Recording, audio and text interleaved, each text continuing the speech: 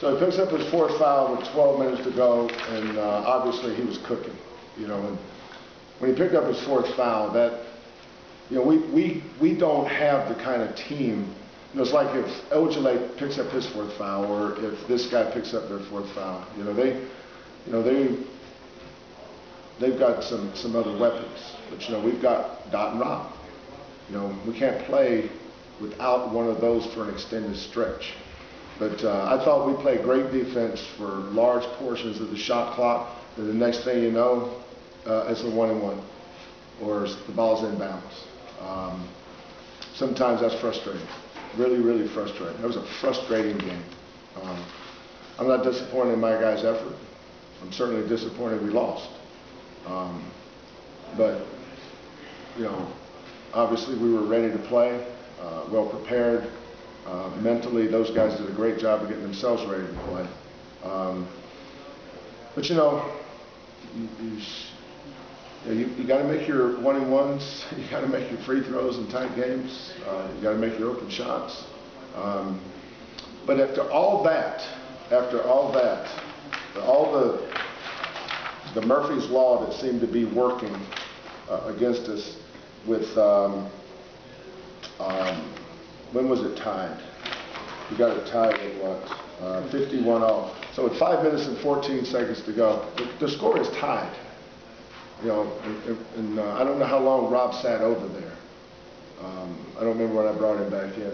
He might have came back in around the 7-minute mark or something. Yeah, so he sits over there for over 5 minutes. You know, and the problem was how well he was playing. I mean, Rob was starting to get it going. And you know, we've got Rob and Doc one at the same time. Obviously, you know, we're pretty good. But give SMU credit. It's a good team. They're ranked 19th, but they're probably better than that, which tells you how good we are too. You know, let's not act like that this wasn't a game that could have went either way for a long time. But sometimes you got to get some breaks. Sometimes you got to make your breaks, and sometimes when the opportunity's there, you got to take advantage of it. But we got beat by a good team.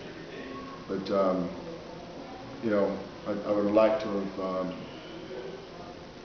seen some things a little bit different. Questions, please. Damien, talk about the shots you had in the first half after your hot start. Were they good shots? You felt good when they leave in your hand? Oh yeah. All the shots I took, I felt like they was good. It just didn't go in.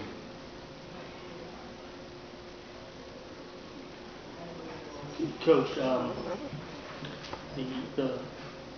the free throws, you mentioned them, but that little uncharacteristic, I guess Galen was 1 for 7 at one point until he made those last two. 1 for 7 or 1 for 8? Well, before that, I believe he was 1 for 7. Then he made his last two.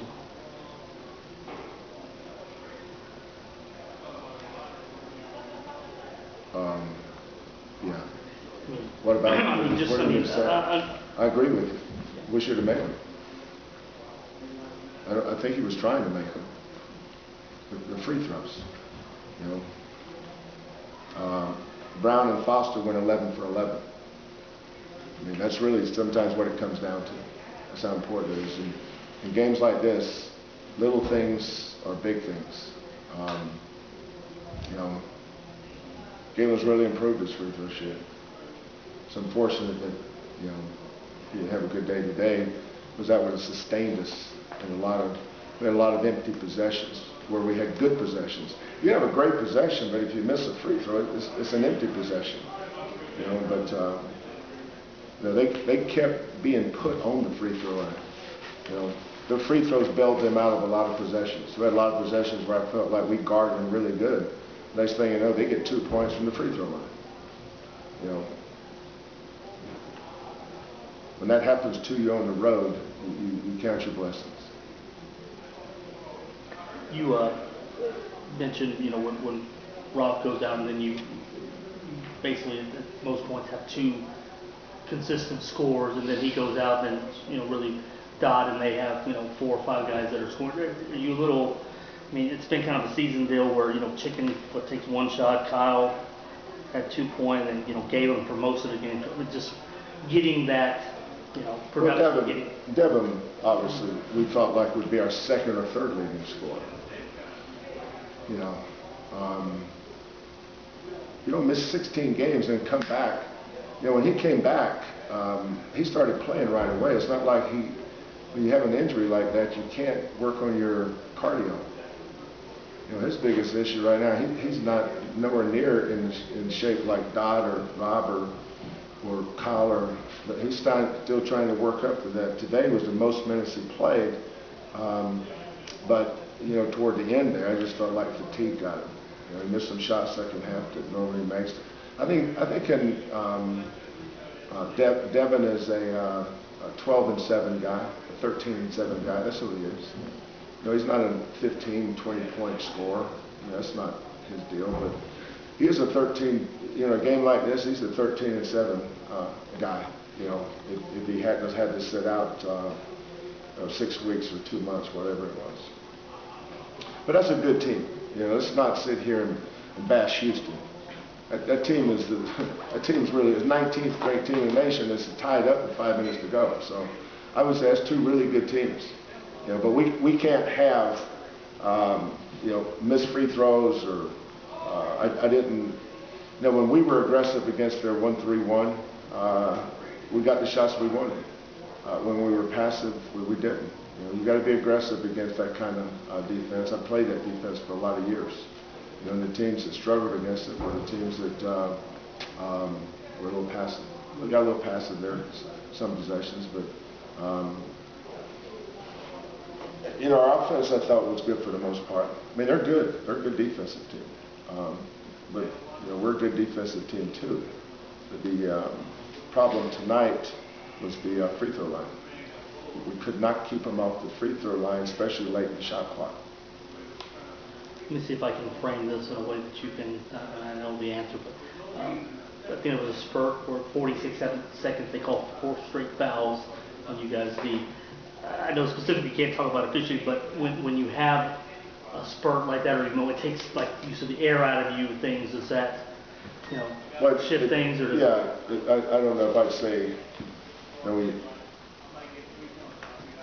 take the air out of you is really too broad-based a term. It's too general. You know, it messes with kids' psyches, whether you want it to or not.